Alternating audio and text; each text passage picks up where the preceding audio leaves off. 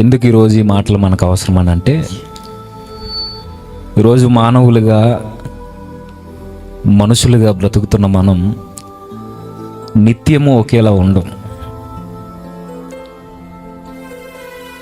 మన వయసు పెరుగుతున్న కొలది కావచ్చు, సంవత్సరాలు మారుతున్న కొలది కావచ్చు, లేదా మన జీవితాల్లో ఉన్న పరిస్థితులు మారడం వల్ల కావచ్చు. నిన్నున్నట్టు ఈరోజు ఉండం, ఈరోజు ఉన్నట్టు రేపు ఉండం. ఈ నెల ఉన్నట్టు వచ్చే నెల ఉండం, వచ్చే నెల ఉన్నట్టు వచ్చే ఏడాది ఉండం. మనం పరిస్థితులను బట్టి మారతాం, వాతావరణాన్ని బట్టి మారతాం, కష్టాలను బట్టి మారతాం, వయసును బట్టి మారతాం. అన్ని విధాల నిలకడలేని స్వభావం కలిగిన వారముగా బ్రతుకుతాం. అయితే ఇది వయసుకి లేదా ఈ వాతావరణానికి సంబంధించి అయితే ఓకే, కానీ క్రిస్టియానిటీలో మనం ఎలా అయితే ఉండకూడదో అలా ఉండడం నేర్చుకున్నాం. మనం ఎలా ఉంటామంటే,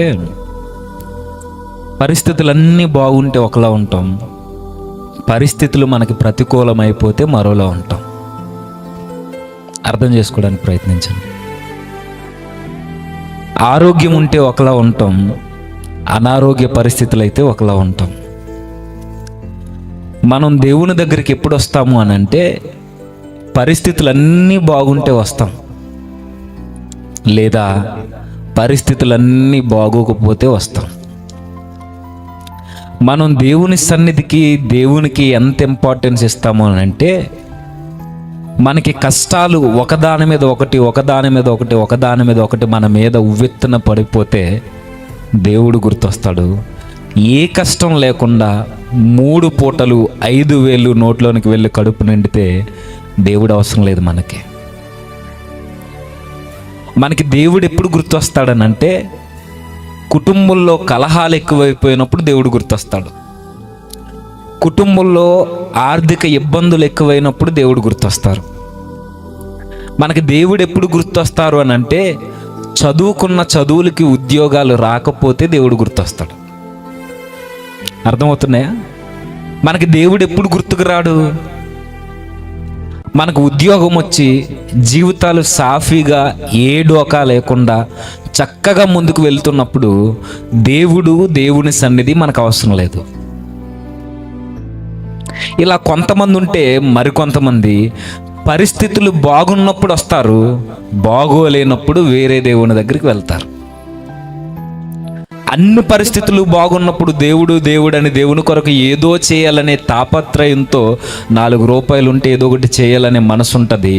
ఈ దేవునిలోనికి వచ్చిన తర్వాత నెమ్మదిగా కష్టాలు ఎదురైనా, ఇబ్బందులు వారి గృహాలను పలకరించిన, ఇదేం దేవుడండి అని వదిలేసే భక్తులు కూడా ఉన్నారు. అంటే అందరూ ఒకలా ఉండరు, అందరూ ఒకే విధంగా ఒకే పరిస్థితుల్లో దేవుని దగ్గరికి రారు. వచ్చిన వారు స్థిరంగా ఉంటారా అని అంటే, కష్టాలను బట్టి దేవుణ్ణి వదిలేస్తారు, కన్నీళ్ళను బట్టి, ఇరుకులను బట్టి, ఇబ్బందులను బట్టి మనం మారిపోతాం. కొంతమందికి ఆరోగ్యం బాగుంటే వస్తారు, ఎక్కువ మంది ఆరోగ్యం స్థిరంగా లేకుండా ఏదో ఒక రోగం మనకు వచ్చేస్తే, దేవుడా ఏ హాస్పిటల్కి వెళ్ళినా నాకు నయం కావడం లేదు, నువ్వే నా దిక్కు, నువ్వే పరమ వైద్యుడివి, నువ్వే నా ఆరోగ్యాన్ని కుదుటపరచాలని దేవుని సన్నిధికి వస్తాం. అంటే ఈరోజు మన భక్తి ఎలా ఉందని అంటే, మన విశ్వాసం, మన ఆత్మీయ జీవితం పరిస్థితుల మీద ఆనుకుని ఉంది. మనం పయనిస్తున్న ఈ జీవితం ఎప్పుడు స్థిరంగా ఉండదు. కష్టాలలో ఉన్నట్టు ఆనందంలో దేవుని సన్నిధిలో ఉండం. రోజులు బాగున్నప్పుడు, కుటుంబంలో ఏ కొరత లేనప్పుడు దేవుడు అవసరం లేదు మనకి. కుటుంబంలో ఆర్థిక ఇబ్బందులు, అప్పుల బాధలు ఎక్కువైపోతే నా యేసయ్య నాకుంటే చాలని యేసయ్య దగ్గరకు వస్తాం. ఈరోజు క్రిస్టియానిటీలో ఎక్కువ మంది అలానే బ్రతుకుతున్నారు. అయితే అలా ఉండకుండా ఉండి, పరిస్థితులు ఏవైనా, స్థితిగతులు మారిపోయినా, మన ఆర్థిక ఇబ్బందులు మనల్ని అట్టడుగుకు మనల్ని ముంచేసిన, అనారోగ్య పరిస్థితులు మనల్ని కుబేలు చేసేసిన, ఏది ఏమైనా కదలక బెదరక స్థిరముగా నిలబడాలి అని అంటే మన వల్ల కాదని మనకు తెలుసు. అయితే మరి నేను అలా నిలబడాలి అంటే ఎలా నిలబడాలో మనకు ఒక ఇన్స్పిరేషన్ ఇచ్చే ఒక వ్యక్తి కావాలి మనకి. బైబిల్లో చాలా మంది ఉన్నారు, అందరూ వద్దు, కానీ ఈరోజు మనందరికీ తెలిసిన ఒక వ్యక్తి కొరకు ఆలోచన చేద్దాం. మనందరికీ తెలిసే, ఆయన కొరకు చాలాసార్లు విన్నాం. ఒక విధంగా మైకు పట్టుకున్న ఏ దైవజనుడైనా తన జీవిత కాలంలో ఆయన ప్రసంగాల్లో ఆయన జ్ఞాపకం చేసుకోకుండా అసలు ప్రసంగాన్ని ముగించరు. ఎవరైనా పాత నిబంధనలో దేవునికి దగ్గరగా బ్రతికిన దేవుని హృదయానుసారుడు చెప్పండి, దావీదు. ఈయన కొరకు మనకు అన్నీ తెలుసు, కానీ ఆయన జీవితంలో జరిగిన ఒకే ఒక్క సంఘటన మనం ఆలోచన చేద్దాం. నిజంగా ఆయన ఎలాంటి పరిస్థితుల్లో దేవుని కొరకు ఆలోచించాడో, ఆయన నిలబడితే ఆయన దేవుని పని చేయాలనే చిన్ని ఆలోచన దేవుడు తన జీవితంలో ఎలాంటి గొప్ప క్రియలు చేశాడో తెలిస్తే మనం కూడా దేవుని కొరకు ఇలా నిలబడాలి అనే ఒక మోటివేషన్ మనకు లభిస్తుంది. చూద్దాం ఒకసారి. సమూయేలు రెండవ గ్రంథం 7వ సమూయేలు గ్రంథం 7వ అధ్యాయం 1వ వచనం. యెహోవా నలుదిక్కులా అతని శత్రువుల మీద అతనికి విజయం ఇచ్చి అతనికి నెమ్మది కలుగజేసిన తరువాత రాజు తన నగరియందు కాపురముండి నాతానను ప్రవక్తను పిలువనంపి.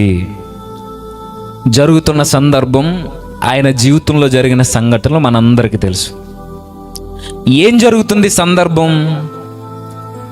దావీదు గారు రాజు అయిన తర్వాత, సౌలు తర్వాత ఈ ఇశ్రాయేలీల్ని, యూదుల్ని పరిపాలించిన గొప్ప రాజు దావీదు గారు. అయితే దావీదు గారి బ్యాక్గ్రౌండ్ మనందరికీ తెలుసు, చెప్పుకోదగ్గదేమీ కాదు.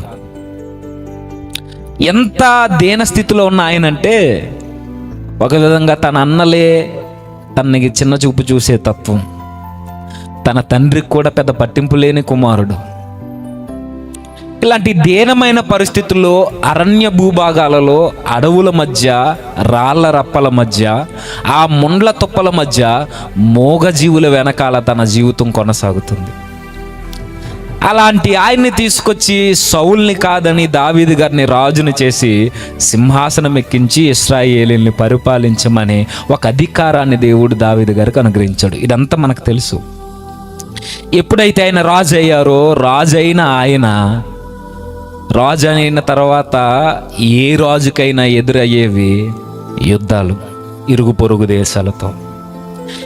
ఈయన చాలా యుద్ధాలు చేశారు. చాలా యుద్ధాలలో ఆయన ఏ యుద్ధం చేసినా ఆయన మాత్రం ఏది విడిచిపెట్టట్లేదు, విజయం తన జీవితాలను విడిచిపెట్టట్లేదట. ఎంత క్లియర్గా ఉందంటే, యెహోవా నలుదిక్కులా అతని శత్రువుల మీద అతనికి విజయమిచ్చి అతనికి నెమ్మది కలుగజేసిన తర్వాత, ఇది ఎప్పుడు జరుగుతుందంటే, దావీదు గారు రాజు అయిపోయారు. రాజైన ఆయన తన చుట్టూ ఉన్న రాజ్యాలతో ఏ ప్రాంతం మీద ఆయన యుద్ధానికి దిగినా, ఏ దేశం మీదకి ఆయన యుద్ధానికి వెళ్ళినా ప్రతి దేశంలోనూ అతనికి విజయమే వెంటాడింది. ఎక్కడికి వెళ్ళినా నలుదిక్కుల, తూర్పు, పడమర, ఉత్తరం, దక్షిణం, ఏ మారుమూల ప్రాంతానికి పోయి ఏ దేశంతో యుద్ధానికి దిగినా దావీదు గారికి విజయమే వరించింది. జీవితమంతా విజయం విజయం విజయం విజయం విజయాలతో కొనసాగుతున్నాడు. ఏ డోకా లేదు దావీదు గారికి. విజయాలు తన జీవితాన్ని పలకరించాయి. తనకి నెమ్మది కలిగిందట. ఏమంటున్నారు? ఏ ప్రాంతానికి వెళ్ళినా విజయాలు వచ్చిన తర్వాత ఇక యుద్ధాలు లేకుండా ఉండేంత పరిస్థితికి దేవుడు దావీదు గారిని తీసుకొచ్చిన తర్వాత దావీదు గారికి నెమ్మది దయచేశాడట. అంటే దావీదు గారు ఎలాంటి సిచ్యువేషన్లో ఉన్నారు? ఆయన జీవితంలో ఏ ఇబ్బంది లేదు. ఆయన భవనాల మధ్య జీవిస్తున్నాడు, ధనానికి లోటు లేదు, ఆరోగ్య పరిస్థితులు బాగున్నాయి, కుటుంబ పరిస్థితులు బాగున్నాయి, రాజ్యం సస్యశ్యామలంగా పరిపాలన జరుగుతుంది, రాజ్యంలో ఉన్న ఇశ్రాయేలీలకి ఏ డోకా లేదు. దావీదు గారికి చెప్పుకోవడానికి ఏ బాధలు లేవు.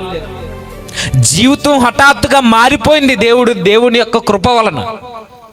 ఎప్పుడైతే జీవితం మారిందో నెమ్మది తన జీవితంలోనికి వచ్చింది, శాంతి తన జీవితంలోనికి వచ్చింది, విజయాలు తన జీవితంలోనికి వచ్చాయి. ఇవన్నీ తన జీవితంలో రావడానికి కారణం ఏంటి? దేవుడు తన జీవితంలో ప్రాధాన్యమైన స్థానాన్ని దేవునికి దావీదు గారు ఇచ్చారు. దేవుడు వెనక, లేదా దావీదు గారు ఆ గొర్రెల వెనక తిరుగుతున్నప్పుడు దేవుడు దేవుడు దేవుడనే తిరిగాడు. రాజసింహాసనం మీద ఆయన కాలు మోపిన తర్వాత, సింహాసనం మీద కూర్చున్న తర్వాత దేవుడు దేవుడు దేవుడు అంటూనే ఉన్నాడు. ఆయన స్థితి మారింది, గతి మారింది, ఆయన జీవితంలో శాంతి ఉంది, నెమ్మది ఉంది, ఏ డోకా లేదు, అన్ని విధాల తన జీవితం బాగుంది. ఇలాంటి టైంలో దావీదు గారు ఒక ఆలోచనకు వచ్చారట. ఆయన జీవితంలో ఏ ఇబ్బందులు లేవు, ఏ బాధలు లేవు, ఏ కన్నీరు లేదు, ఎలాంటి ఆర్థిక ఇబ్బందులు లేవు, కుటుంబ కలహాలు లేవు, ఏమీ లేని స్థితిలో మనమైతే ఏం చేస్తాం చెప్పండి? మిమ్మల్ని అడుగుతున్నాను. మనకి ఏ ఇబ్బంది కుటుంబాల్లో లేకపోతే దేవుడు గుర్తొస్తాడా? గుర్తురాడు.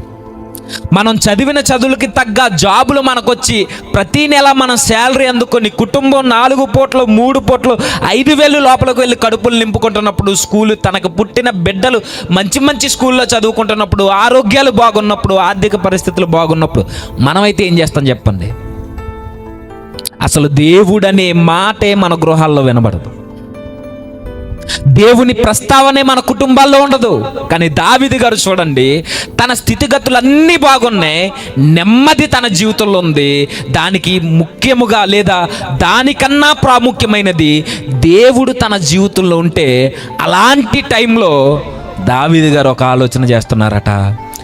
ఆయన దేవదారు మ్రాణులతో కట్టబడిన నగరయందు వాసము చేస్తూ అటు ఇటు తిరుగుతున్నప్పుడట, అలా తిరుగుతూ ఉండగా కిందకు చూస్తారట. కిందకు చూస్తే ఏం కనబడింది ఆయనకి? కిందకు చదువుదాం. నేను దేవదారు మ్రాణుతో కట్టిన నగరయందు వాసము చేయుచుండగా దేవుని మందసము డేరాలో నిలిచి ఉన్నదనగా. బాగా ఈయనేమో దేవదారు మ్రాణుతో కట్టిన నగరయందు భవంతులలో రాజభోగాలను అనుభవిస్తూ నెమ్మది కలిగిన జీవితంలో ఆయన ఉన్నాడు. ఆయనకి ఏ డోకా లేదు, జీవితం మెల్లిగా ముందుకు వెళ్ళిపోతుంది. ఏ ఇబ్బందులు లేనప్పుడు తనట రాజనగర్లో నిలబడి అలా చూస్తూ ఉండగా దేవుని మందసం, లేదా దేవుని మహిమ, దేవుని సన్నిధికి సూచనగా దేవుని మందసం డేరాలో కనబడిందట. ఈయన ఎక్కడున్నారు? దేవదారు మ్రాణులతో కట్టిన నగరి, చాలా కాస్ట్లీ వుడ్, ఎప్పటికీ అది కాస్ట్లీ వుడ్డే. అలాంటి మంచి భవనాల్లో ఆయన ఉన్నప్పుడు ఈయన కిందకు చూస్తే ఆయన కనబడిందట డేరాలో దేవుని మందసం. నాకు పెద్ద ప్రశ్న, ఈ దేవుని మందసం ఎక్కడుంది? డేరాలో. డేరాలు ఎక్కడున్నాయి? ప్రజల మధ్య. ఈ ఇశ్రాయేలీల భూభాగంలో, ఇశ్రాయేలీల మధ్య ఉన్న దేవుని మందసం ఇది అందరికీ కనబడుతుందా? దావీదు గారు ఒక్కరికే కనబడుతుందా? అర్థమైందా? దేవుని మందసాన్ని దావీదు గారు మాత్రమే చూస్తున్నారా? చుట్టూ ఉన్న జనులందరూ చూస్తున్నారా? అందరూ చూస్తున్నారు, కానీ అందరిలా దావీదు గారు చూడట్లా. అందరూ దేవుని మనసాన్ని చూస్తున్నారు, అందరికీ డేరాలోనే కనబడుతుంది, కానీ దావీదు గారికి కనబడినట్టు ఇశ్రాయేలీల్లో ఉన్న ఈ జనులు ఎవ్వరికీ కనబడలేదు. దావీదు గారు ఎలా చూశారనంటే, ముందు తన జీవితాన్ని చూసుకున్నాడు, ఆ జీవితాన్ని అనుగ్రహించిన దేవుడు ఎక్కడున్నాడా అని చూస్తున్నాడు. నేనేమో ఎక్కడో రాళ్ళ రప్పల మధ్య అడవి భూభాగాల్లో గొర్రెలను మేపుకునే నా జీవితాన్ని తీసుకొచ్చి ఈరోజు ఇశ్రాయేలీల మీద ఏలికగా చేసిన నా ప్రభు అయితే, ఆ ప్రభు ఈరోజు డేరాలో నిలిచి ఉండిపోయాడు. ఏ యోగ్యత లేని నా తండ్రికే గుర్తులేని కొడుకుగా బ్రతుకుతున్న నా జీవితాన్ని పరలోకమందున్న ప్రభువు జ్ఞాపకం చేసుకుని సింహాసనం మీద నన్ను ఆసీనుని చేస్తే, ఆ సింహాసనాన్ని నాకు ఇచ్చిన నా ప్రభువేమో ఈరోజు డేరాలో నిలబడిపోయాడు. దేవుని మహిమేమో డేరాలో నిలుచుంది. ఆ మహిమ వలన నేను ఈరోజేమో దేవదారు మ్రాణులతో కట్టిన నగరయందు నేను నివాసం చేస్తున్నాను, నెమ్మదిగా బ్రతుకుతున్నాను. నెమ్మదిని అనుగ్రహించిన నా దేవుడేమో డేరాలో ఉన్నాడు. ఏ స్థితిగతుల్లోనూ పేరుకు తగ్గ లేదా ఈ పేరు చెప్పుకోవడానికి కూడా పనికిరానట్టు బ్రతుకుతున్న నా జీవితాన్ని ఈరోజు ఇశ్రాయేలీలనే తన ప్రజల మీద ఏలికగా చేసిన ఆ రాజు మాత్రం డేరాలో నిలబడిపోయాడు. తన జీవితం అంతా జ్ఞాపకం చేసుకుంటున్నాడు. ఏ యోగ్యత లేని నన్ను తీసుకొచ్చి ఈరోజు సింహాసనం మీద కూర్చోబెట్టాడు. దొడ్డి కర్రను పట్టుకుని గొర్రెల వెనకాల తిరిగే నన్ను ఈరోజు రాజసింహాసనం ఎక్కించి ఈరోజు రాజదండాన్ని నా చేతిలో పెట్టాడు. ఆ రాజదండాన్ని ఇచ్చిన నా రాజు మాత్రం డేరాలో నిలబడి ఇదేం బాగోలేదనుకున్నాడండి. నాకేమో జీవ కిరీటం లేదా నాకేమో ఈ రాజ కిరీటాన్ని నా నెత్తిన పెట్టాడు, నా ప్రభువేమో ఇశ్రాయేలీల మధ్య డేరాలో నిలబడిపోయాడు. ఇదేం బాగోలేదు. నేను అనుకుంటాను, ఈ డేరాలో ఉన్న సంగతి ఇశ్రాయేలీలకి అందరికీ కనబడలేదా అంటే అందరికీ కనబడింది. కానీ దావీదుకి కనబడినట్టు, దావీదు చూసినట్టు మిగిలిన కన్నులు ఆ మందసాన్ని చూడలేకపోయాయి. దావీదు తన జీవితాన్ని చూసుకున్నాడు, గతాన్ని జ్ఞాపకం చేసుకున్నాడు. ఈరోజు దేవుని మనసాన్ని చూస్తూ ఇదేం బాగోలేదు. నిజమే, ఈ తీవ్రత అందరికీ ఉండదు. దేవుడు ఎక్కడుండిపోయాడు లేదా దేవుని సువార్త వ్యాప్తి కొరకు అందరికీ తీవ్రత ఉంటుందంటే అందరికీ ఉండదు. ఇక్కడికి వచ్చిన మీ అందరికీ కూడా ఇదే తీవ్రత ఉంటుందంటే ఉండదు. లేదంటే ఈ ఊరిలో ఉన్న కొన్ని కుటుంబాలకే, పేద కుటుంబాలకే లేదా ఈ సంఘస్థులకే ఎందుకు ఈ తీవ్రత ఉందంటే వీరు అందరూ చూసినట్టు దేవుని వాక్యాన్ని, దేవుని మహిమను చూడరు. ఇలా గొప్ప చేయడానికి చెప్పట్లేదు. దేవుని మహిమను గూర్చి లేదా దేవుడిచ్చిన ఈ జీవితాన్ని చూసుకుని యోగ్యత లేని నా జీవితాన్ని దేవుడు నిలబెట్టాడు, ఆ దేవుడిని ఈ ప్రపంచానికి, ఈ సమాజానికి పరిచయం చేయాలనే ఆ తీవ్రత అందరికీ ఉండదు. అందుకే మీరు అబ్జర్వ్ చేయండి, దేవుని మాటలు అందరికీ అర్థమైనట్టు లేదా దేవుని మాటలు కొందరికి అర్థమైనట్టు అందరికి అర్థం కావు. దేవుని కొరకు కొంతమంది నిలబడినట్టు మిగిలిన వారికి ఆ తీవ్రత ఉండదు. దేవుని కొరకు శ్రమలలో, ఇబ్బందుల్లో నిలబడతారు కొంతమంది, ఆ తీవ్రత అందరికీ ఉంటుందంటే అందరికీ ఉండదు. బైబిల్ చదవాలి, ప్రార్థన చేయాలి, సన్నిధికి పోవాలని ఈ పట్టుదల అందరికీ ఉంటుందంటే అందరికీ ఉండదు. అందరూ వెళ్తున్నారు కాబట్టి మనం కూడా పోవాలని ఒక ధోరణిలో మనం బ్రతుకుతాం. కానీ దావీదు గారు అలా కాదట. ఎంతమందికి దేవుని మందసం కనబడుతుందో నాకు వేరే సంగతి.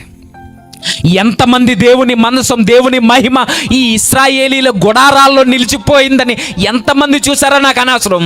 కానీ నా బ్రతుకుని మార్చిన నా ప్రభు మాత్రం అక్కడ ఉండడం ఏమీ బాగోలేదు అనుకున్నాడు. ఒక నిర్ణయానికి వచ్చాడు. నాతాను గారిని పిలిపించి అంటున్నాడు, ఇదిగో నాతాను, దేవుడు నాకు గొప్ప జీవితాన్ని అనుగ్రహించాడు, కానీ నా దేవుడు మాత్రం గుడారంలో, నా దేవుడు మాత్రం ఆ డేరాలో దేవుని మహిమ అక్కడ నిలబడిపోయింది. ఇది చూస్తున్నా నాకేం బాగోలేదు. నెమ్మదిని అనుగ్రహించాడు, శాంతిని అనుగ్రహించాడు, కుటుంబాన్ని హెచ్చిస్తున్నాడు, అన్నీ బాగున్నాయి. కానీ నా దేవుడు మాత్రం అక్కడ ఉండడం నచ్చలేదు. ఇప్పుడు ఆ దేవుని నామఘనత కొరకు నేను ఒక మందిరం నిర్మించాలనుకుంటున్నా. ఏమంటావు? నిజంగా దావీదు గారు చాలా మంచి వ్యక్తి అండి. మీరు అబ్జర్వ్ చేయండి, అందరూ చూసినట్టు దావీదు గారు దేవుణ్ణి చూడ్డం. ఇలాంటి తీవ్రత ఈరోజు సంఘాల్లో ఉన్న యవనస్తులకు ఉండాలి. ఇలాంటి కనుదృష్టి, దావీదు గారు చూసిన ఈ కనుదృష్టి ఈరోజు మనకు ఉండాలి. ఆయన ఎలా చూస్తాడైనా? అందరూ చూసినట్టు చూడ్డైనా అక్కడ దేవునికి లేదా దేవుని నామం హెచ్చింపు కావడానికి ఏ పని చేస్తే బాగుంటుందా అనే దృష్టికోణంతో చూస్తాడు. మనలా చూడడు. దేవుని నుండి ఏం పొందుకుందామా అని చూడడైనా, దేవుని కొరకు ఏం చేద్దామా అని ఆలోచిస్తాడు. దేవుని నామాన్ని ఎలా హెచ్చించాలా అని ఆలోచిస్తాడు. నా జీవితాన్ని హెచ్చించిన ఆ ప్రభువుని ఎలా ఈ లోకానికి పరిచయం చేయాలా అని చూస్తాడు. అదే ధోరణితో మనం చూడాలి. యోగ్యత లేని, ఎన్నిక లేని, పట్టింపు లేని మన జీవితాల్ని మార్చిన ప్రభువుని మన బ్రతుకులు మారిన తర్వాత ఇంకా మారని బ్రతుకులు ఎన్నో ఉన్నాయి. వారందరికీ మన ప్రభువుని ఎలా పరిచయం చేయాలా అని చూడాలి. ఈ కనుదృష్టి అందరికీ ఉండదు. ఈ యొక్క ఆలోచన విధానం, ఈ యొక్క ధోరణి అందరికీ ఉండదు. ఏదో కొద్ది మందికే పడుద్ది. దేవుని పని చేద్దాం, సువార్తను వినిపిద్దాం, దేవుని కొరకు నిలబడదాం, దేవుని క్రియల్లో మనం పాలు పంపులు పొందుదాం, దేవుని కొరకు ఇద్దాం, దేవుని కొరకు తిరుగుదాం, దేవుని కొరకు మాట్లాడదామని ఈ తీవ్రత కొంతమందికి ఉంటుంది. ఆ కొంతమందిలో నువ్వు ఉండాలి, నేను ఉండాలి. దావీదు గారు ఉన్నారట, చూస్తున్నాడు, మందిరాన్ని కడదాం అనుకున్నాడు. ఆయన కడదాం అనుకుంటే నాతాన్ గారు అన్నారు, ఎందుకంటే దావీదు యొక్క భక్తి శ్రద్ధలను చూస్తున్న ఆయన ఆత్మీయ జీవితాన్ని దగ్గరుండి చూస్తున్న ఈ దైవజనుడు అన్నాడు ఓవర్లుక్లో, కట్టే ఏం కాదు, నీ మనసులో ఏమనుకుంటున్నావో అది చేసే, దేవుడు నీకు తోడుంటాడు అన్నాడు. కానీ దావీదు గారికి, క్షమించండి, నాతాన్ గారికి ఆ రోజే దేవుడు ప్రత్యక్షమే చెబుతాడు, దావీదుతో ఇలా చెప్పు, మందిరాన్ని కట్టడానికి వీల్లేదు, మందిరాన్ని కట్టడానికి వీల్లేదని చెప్పు. ఎందుకంటే దావీదు చేతులు రక్తంతో తడపబడి ఉన్నాయి. ఇవన్నీ మనకు తెలుసు. ఒక విషయం గుర్తుంచుకున్న అతను ఈ విషయాన్ని స్పష్టంగా దావీదు గారికి చెప్పు. ఏమనంటే 5వ వచనం, నీవు పోయి నా సేవకుడకు దావీదుతో ఇట్లనము, యెహోవా నీకు ఆజ్ఞ ఇచ్చినదేమనగా, నాకు నివాసముగా ఒక మందిరము కట్టింతువా?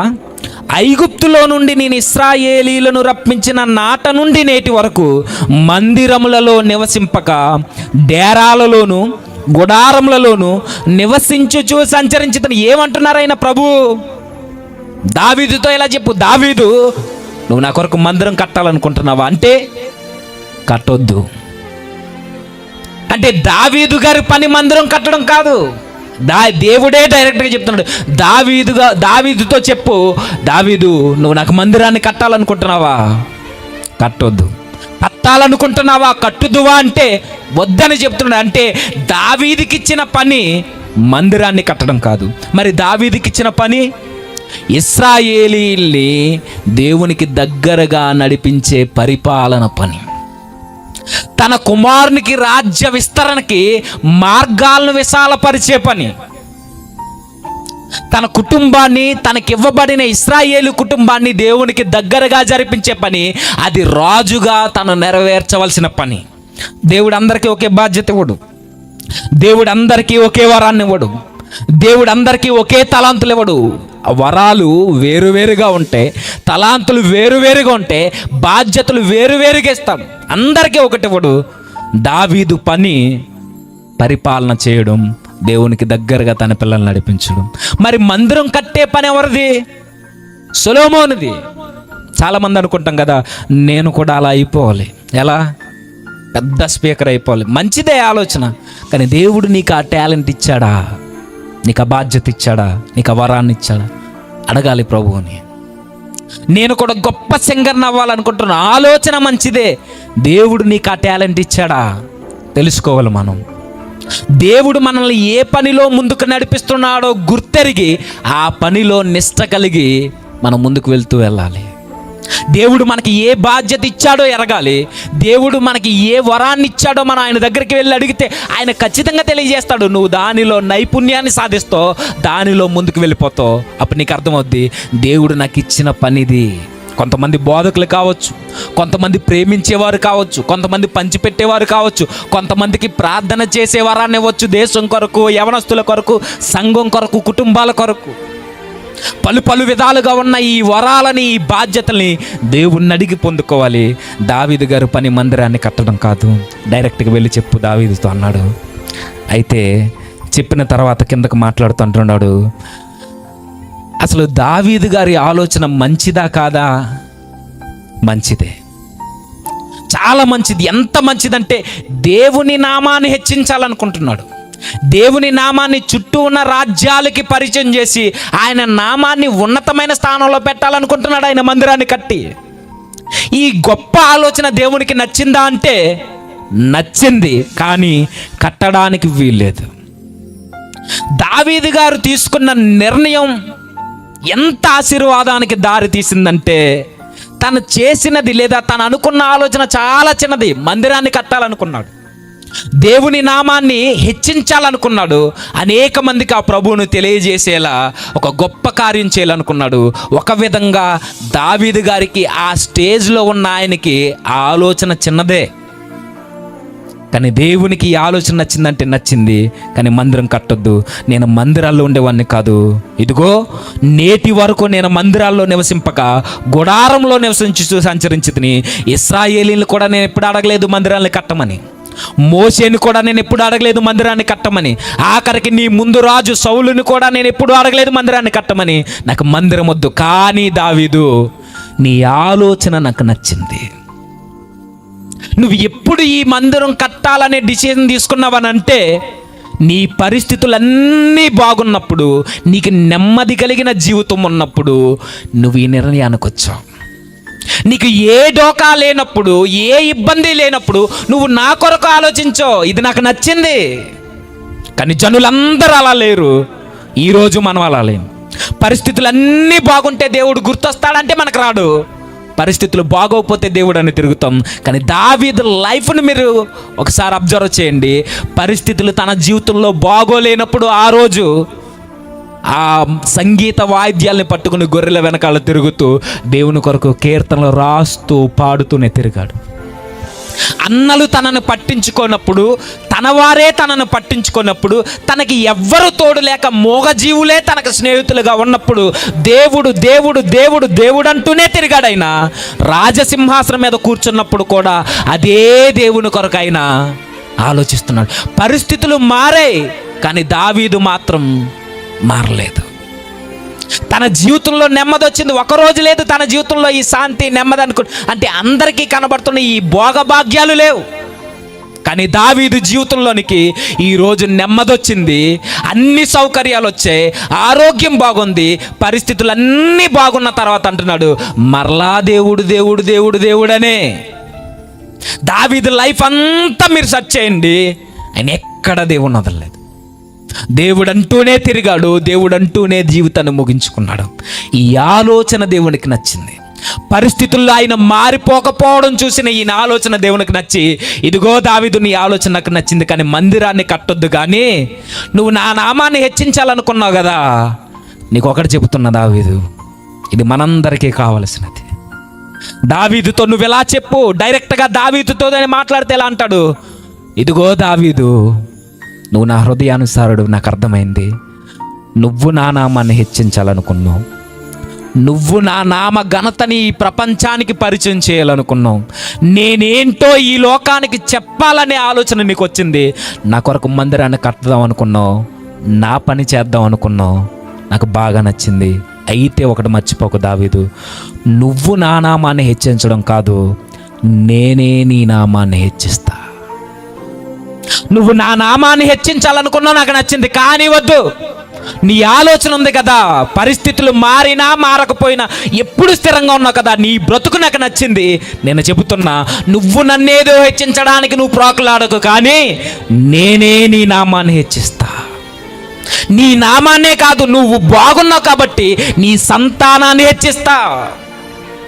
ఏమంటున్నాడు కిందకి చదువుతాం, 11వ వచనం 7వ అధ్యాయం 11వ వచనం. నీ శత్రువుల మీద నీకు జయం ఇచ్చి నీకు నెమ్మది కలుగజేసి ఉన్నాను, మరియు యెహోవానగు నేను నీకు తెలియజేయునదేమనగా, దావీదు నేను నీకు సంతానము కలుగజేసేదను, నీ దినములు సంపూర్ణములగునప్పుడు నీవు నీ పితరులతో కూడా నిద్రించిన తరువాత నీ గర్భంలో నుండి వచ్చిన నీ సంతతిని హెచ్చించి రాజ్యమును అతనికి స్థిరపరచను. దావీదు గారు చిన్న ఆలోచన మందిరం కడదామని, కానీ దావీదు వెనకాల దేవుడు ఏం చేస్తున్నాడంటే దావీదు జీవితాన్ని అంటున్నాడు, దావీదు నీ బ్రతుకు విధానం నాకు నచ్చింది, నువ్వు ఏ గాలికి పడితే ఆ గాలికి నువ్వు సోలిపోవని నాకు అర్థమైంది, పరిస్థితులు మారినంత మాత్రాన నన్ను పక్కన పెట్టవని నాకు అర్థమైంది, పరిస్థితులు ఎలా ఉన్నా స్థితిగతులు ఏమైనా నువ్వు నన్ను విడిచిపెట్టవని నాకు అర్థమైంది, కాబట్టి నేనే నీకు వాగ్దానం ఇస్తున్నా, నువ్వు సంపూర్ణమైన దినాల్ని గడుపుతావు. నీకు చక్కటి ఆయుష్ను నేను ఇస్తున్నా, నీ స్థిరమైన బ్రతుకును చూసి. గాలికి పొట్టి ఎగిరిపోయినట్టు ఎగిరిపోని నీ జీవితాన్ని చూసి నేను చెబుతున్నా, ఇదిగో దావీదు, నువ్వు సంపూర్ణంగా బ్రతుకుతావు, నీ ఆయుష్ పెరుగుద్ది, లేదా నీ ఆయుష్ ఉన్నంత కాలం నువ్వు జీవిస్తావు. ఏ డోకా లేకుండా, ఏ ఇబ్బంది లేకుండా. ఇబ్బందులున్నా నువ్వు మారో కాబట్టి నీ జీవితాన్ని వృద్ధాప్యం వరకు నువ్వు నడిపించుకుని వెళ్తావు. అంటే ఏం జరుగుతుందంటే, మనం దేవుని కొరకు ఆలోచించడం ప్రారంభిస్తే, దేవుని పని చేయాలనే తృష్ణ మనలో ఉంటే, పరిస్థితులు ఎలా ఉన్నా దేవుడు దేవుడని దేవుడు వెనకాల తిరిగితే, దేవుడు అంటున్నాడు నీకు చక్కటి ఆయుష్నిస్తా దావీదుతో. నెక్స్ట్, ఆయుష్నే కాదు దావీదు, నీకు సంతానాన్ని ఇస్తా, ఆ సంతానాన్ని హెచ్చిస్తా. దావీదు గారేమో దేవుని నామాన్ని హెచ్చించాలనుకున్నారు. ఈ ఆలోచన నచ్చిన దేవుడు చెబుతున్నారు దావీదుతో, నువ్వు నా నామాన్ని హెచ్చించడం కాదు కానీ నేనే నీ నామాన్ని హెచ్చిస్తా, నేనే నీ సంతతిని హెచ్చిస్తా. సందర్భం వచ్చింది కాబట్టి నువ్వు దేవుని కొరకు నిలబడితే నిన్నే కాదు, దేవుడు నీ కుటుంబాన్ని కూడా నెమ్మది కలిగిన జీవితంలోనికి నడిపిస్తాడు. నువ్వు దేవుని కొరకు నిలబడితే నిన్నే కాదు, నీ కుటుంబాన్ని కూడా దేవుడు పట్టించుకుంటాడు. దావీదును పట్టించుకున్న దేవుడు ఈరోజు మనతో అంటున్నాడు, నువ్వు దేవుని కొరకు ఆలోచన చేయడం మొదలు పెడితే, నువ్వు స్థిరముగా పరిస్థితులను బట్టి కదిలిపోకుండా నిలబడితే, శోధన కాలంలో శోధనను ఎదిరించి పోరాడి విజయం పొందడానికి నువ్వు నిష్ట కలిగి జీవించడానికి సిద్ధపడితే, నిన్నే కాదు నీ కుటుంబాన్ని కూడా దేవుడు చూస్తాడట. నీ నామాన్ని హెచ్చిస్తాడు, నీకు సస్యశ్యామలమైన జీవితాన్ని ఇస్తాడు, నీకు నెమ్మదిస్తాడు, నీకు సంపూర్ణమైన జీవితాన్ని, ఆయుష్ను అనుగ్రహిస్తాడు, ఆరోగ్యాన్ని అనుగ్రహిస్తాడు. అన్నీ ఇచ్చిన దేవుడు నిన్నే కాదు నీ కుటుంబాన్ని కూడా పట్టించుకుంటాడట. దావీదు గారికి ఎంత ధన్యత అండి. దావీదు గారు మందిరం కట్టాలనుకున్నాడు. రాజు అయిన ఆయన మందిరం కట్టాలనుకుంటేనే తరతరాలను ఆశీర్వదించాడట. ఎంత ఆశీర్వాదం అది. దావీదు, నీ సంతానాన్ని హెచ్చిస్తా. ఎంతలా హెచ్చిస్తావు ప్రభువా? నిత్యము సింహాసనం ఉంటుంది, నిత్యము నీ రాజ్యం అలా నిలిచే ఉంటుంది. ఆ సింహాసనం మీద నీ గర్భం నుండి వస్తున్న నీ కొడుకు, నీ కుమారుడు ఆసీనుడై ఉంటాడు. ఎప్పటికీ ఆ వాగ్దానం నిలిచే ఉందంటే, ఎప్పటికీ దావీదు సింహాసనం మీద ఆసీనుడై ఉన్నవారు ఎవరు? యూదా గోత్రపు సింహం దావీదు కుమారుడు యేసుక్రీస్తు. కేవలం సొలొమోను వరకే కాదు, సొలొమోను తర్వాత తరాలు తరాలు తరాలు తరాలు యూదా గోత్రం ఒకవేళ ఏదో యూదులు కానీ ఇశ్రాయేలీలు కానీ చెరకిపోయిన శేషాన్ని అలా నిలబెట్టే ఉంచాడు. ఆ శేషాన్ని దీవిస్తూనే వచ్చాడు. ఆ శేషం నుండి వచ్చిన యేసుక్రీస్తు నేటికి దావీదుకి ఇచ్చిన వాగ్దానానికి ప్రతీకగా నేటికి ఆయన సింహాసనం మీద కూర్చుని ఈ లోకాన్ని ఏలుతున్నాడు. దావీదు చిన్ని ఆలోచన చేశాడు, కుటుంబాన్ని రక్షించుకున్నాడు.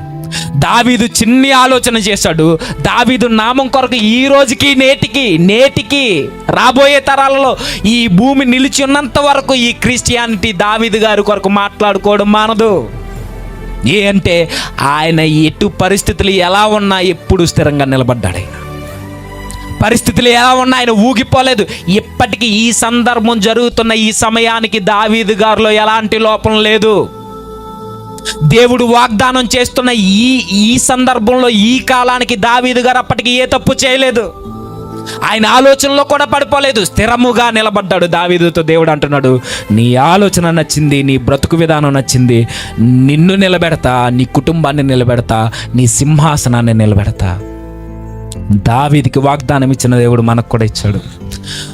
మనం కూడా దావీదుల స్థిరముగా నిలబడడం నేర్చుకుంటే, మనం కూడా ప్రతి చిన్న విషయానికి మనం అటు ఇటు సోలిపోయి దేవునికి దూరం జరగడం మానుకుంటే, పరిస్థితులు ఏవైనా, ఆరోగ్యం బాగున్నా బాగోకపోయినా దేవుని సన్నిధి వెనకాలే, దేవుని సన్నిధిలోనే మన జీవితాలు ముగించుకోవడానికి మనం ప్రయాణం చేయడానికి కంకణం కట్టుకుంటే, దేవుడు అంటాడు దావీదుతో అన్నమాట, నిన్ను కాపాడతా, నీ కుటుంబాన్ని కాపాడతా. ఈరోజు చాలామంది తల్లిదండ్రులు అంటున్నారు కదా, నా బిడ్డలు బాగోలేదు, నా కొడుకు నా మాట వినట్లేదు, నా కూతురు నా మాట వినట్లేదు, ఎప్పుడేం జరుగుద్దని భయపడుతున్నారా? ముందు మీరు స్థిరంగా దేవునిలో నిలబడితే మిమ్మును బట్టి మీ కుమారులు కూడా దేవునిలో కొనసాగడానికి దేవుడు రక్షణ ద్వారాలను తెరుస్తాడు. ముందు మనం నిలబడాలి. ఒకవేళ యవనస్తులు నిలబడితే నీ తండ్రి మారకపోయినా, నీ అన్నదమ్ములు మారకపోయినా, మీ తల్లి మారకపోయినా, వారు మార్పులోనికి రావడానికి ముందు నువ్వు స్థిరంగా నిలబడు. నీ స్థిరత్వాన్ని చూస్తున్న ఆయన దావీదు కుటుంబాన్ని దీవించినట్టే నీ కుటుంబాన్ని కూడా రక్షణలోనికి నడిపిస్తాడు. వదలడైనా ఆయన వాగ్దానం ఇచ్చాడు మనందరికి. ఇదిగో సదాకాలము నేను మీతో కూడా ఉంటానన్నాడు. దావీదుతో ఉన్న దేవుడు నెమ్మదిని అనుగ్రహించాడు. అదే దేవుడు మనతో ఉంటానన్నాడు. మన జీవితాల్లో నెమ్మది ఉంటుంది. దావీదుకి విజయాలు రావడానికి కారణం దేవుడు తన జీవితంలో ఉన్నాడు. ఊరకే రాలా. చాలామంది యుద్ధాలు చేస్తారు, కానీ ఆ యుద్ధంలో గెలుపు అందరికీ రాదు. దేవుడు తోడుంటేనే విజయం. చాలామందికి శ్రమలు ఉంటాయి. ఆ శ్రమల్లో ఎందుకు నెమ్మది రావట్లేదంటే దేవుడు మనకు తోడు లేడేమో. మన ఇబ్బందుల్లో కూరుకుపోయి మనం ఎందుకు బయటకు రాలేకపోతున్నామంటే దేవుడు మనకి తోడు లేడేమో. గమనించుకోవాలి. మన జీవితాల్లో మనం ఎప్పుడైతే దేవునికి ప్రాధాన్యతనిచ్చి ఎలాంటి కష్టకాల పరిస్థితులైనా, ఎలాంటి బలహీనతలైనా, పాపం మనల్ని ఊరకే పలకరించి మనల్ని మోసం చేయడానికి, సులువుగా చిక్కులు పెట్టి మనల్ని గోతికి ఈడ్చిపోవడానికి మన పక్కనే నిలబడినా, ఏ రోజు బెదిరిపోక స్థిరంగా నిలబడతామో దేవుడు ఆ రోజు మన పక్కనొచ్చి నిలబడతాడు. మనతో కలిసి ఉంటాడు. ఆయన ఇచ్చాడు వాగ్దానం. ఏమని? దేవుడు అన్నాడు, నేను ఎల్లప్పుడూ మీతోనే ఉంటాడు, నిన్ను విడువను ఎడబాయను. నిన్ను విడువను ఎడబాయను. దావీదు జీవితంలో జరిగింది అది. దావీదు కుటుంబంలో జరిగింది అది. దావీదు నామం హెచ్చింపబడింది, కుటుంబం హెచ్చింపబడింది. మన కుటుంబాలు బాగోవాలన్నా మనం స్థిరంగా నిలబడాలి. అందుకే మొదట్లో చెప్పాను, పరిస్థితులను బట్టి మారిపోయే భక్తి మనకొద్దు. పరిస్థితులు ఈ రోజు ఉన్నట్టు రేపు ఉండవు, రేపు ఉన్నట్టు ఎల్లుండి ఉండవు. బాధ అయినా, కన్నీళ్ళైనా, కష్టాలైనా, ఏదైనా ఈ రోజు ఉన్నట్టు రేపు ఉండదు ఆ తీవ్రత. కాబట్టి ఆ కష్టాలను చూసి దేవునికి దూరం జరగొద్దు. ఆ ఆర్థిక ఇబ్బందులను బట్టి దేవుని మీద సనుగుకోవద్దు. అనారోగ్య పరిస్థితులను బట్టి దేవునికి దూరం జరగొద్దు. ఆ వస్తున్నాయనంటే దేవుడు అనుమతి లేకుండా రావు. ఆ వస్తున్నాయంటే దేవుడు అనుమతితోనే వస్తున్నాయంటే దేవుడు అబ్జర్వ్ చేస్తున్నాడు. ఈ పరిస్థితుల్లో నువ్వు ఎలా స్పందిస్తావు, ఈ బలహీనతల మధ్య నీ స్పందన ఏంటని దేవుడు చూస్తాడు. ఆ టైంలోనే మనం కుప్పు గంతులేసి దేవుడు వద్దని దేవునికి దూరంగా జరిగితే, ఆహా, నీ మనస్తత్వం ఇది. నీలో స్థిరత్వం లేదు, నీలో వేరు బలముగా లేదు. నువ్వు మంచి నేలను పడిన విత్తనం కాదు, నువ్వు పొల్లికాయవే. నువ్వు పొట్టి ఎగిరిపోయినట్టు ఎగిరిపోతావు. దేవుడు అబ్జర్వ్ చేయడానికే, పరీక్షించడానికే మన జీవితాల్లోనికి శ్రమల్ని, ఇబ్బందులు అనుమతిస్తాడు. వాటిని బట్టి మనం అటు ఇటు ఊగిపోతున్నాం అనుకోండి, చూస్తాడైనా నీ స్థితి ఇదిరా అని వదిలేస్తాడైనా. దావీదు గారి జీవితంలోనూ కూడా వచ్చాయి, ఆయన పడిపోలా. అదే దావీదు గారి తరంలో ఉన్న ఇశ్రాయేలీలు అందరికీ వచ్చే, కానీ దేవుని మందసం అక్కడ ఉండిపోయిందని మిగిలిన వారికి కనపడాలా. అంటే దావీదు ఒక సెపరేట్ ఇమేజ్ దేవుని కొరకు నిలబడడంలో. దావీదు గారు ఎలాంటి పరిస్థితులైనా ఎదుర్కొనే ధైర్యవంతుడైన, అలాంటి తత్వం మనకు ఉండాలి. దావీదు వలె మన జీవితాన్ని నిలబెట్టుకోవాలి. దావీదు వలె మనం దేవుని కొరకు స్థిరముగా నిలబడాలి. అలా నిలబడతారని ఆశిస్తూ మాటలు ముగిస్తున్నాను.